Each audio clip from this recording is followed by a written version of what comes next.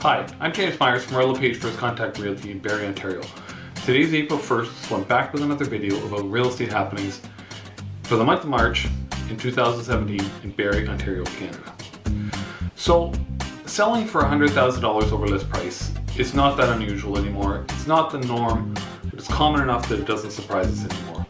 We are seeing $200,000 over list price, more than $200,000 over list price, but some agents are just putting an artificially low list price on a house in order to generate a bidding war.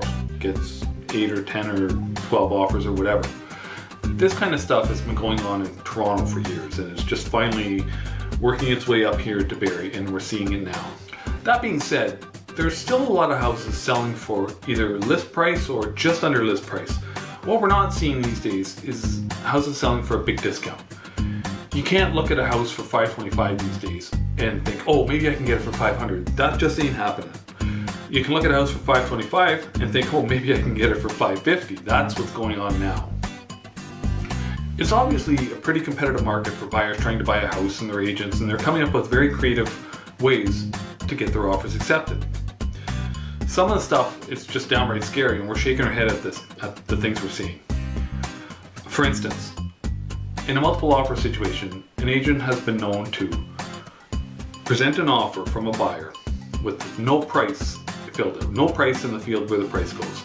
They'll just put a clause in the offer saying, this buyer agrees to pay $1,000 or $10,000 or whatever price they decide, higher than the highest offer. And that's in order to get the house. Another thing that is occurring is, say a buyer goes out looking at houses on Saturday, they look at a bunch of houses, and they pick their favorite one. They got one choice. But it's a nice house, lots of other buyers like it, so they're probably going to be a multiple offer situation. So they pick a second house too, they gotta have a backup. So these days, when you're in multiple offer situation, you pretty well have to come in with a firm unconditional offer. You don't get a chance to do a home inspection, you gotta have your financing arranged, and there's no conditions. It's a tough way to buy a house, but that's the way it is these days. So an agent will put an offer in on the first choice, unconditional, but at the same time, we've seen agents putting a second offer on their backup choice, on their second choice at the same time. So they have made two unconditional offers on two different houses. Normally, you can get away with it. If you have conditions in there, you can't get financing for two houses. So one gets the financing and you can't get the other one. But these are unconditional offers, so both are accepted. Once the firm offer is accepted, it's a done deal. You bought the house.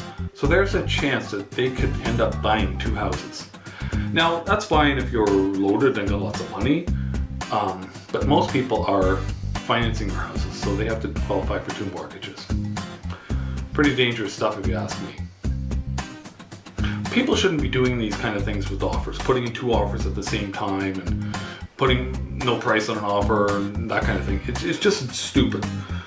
It smacks of desperation on the buyer's part. There's always another house. There'll always be another house come along. The average list to sale price in Barrie in March was 110%.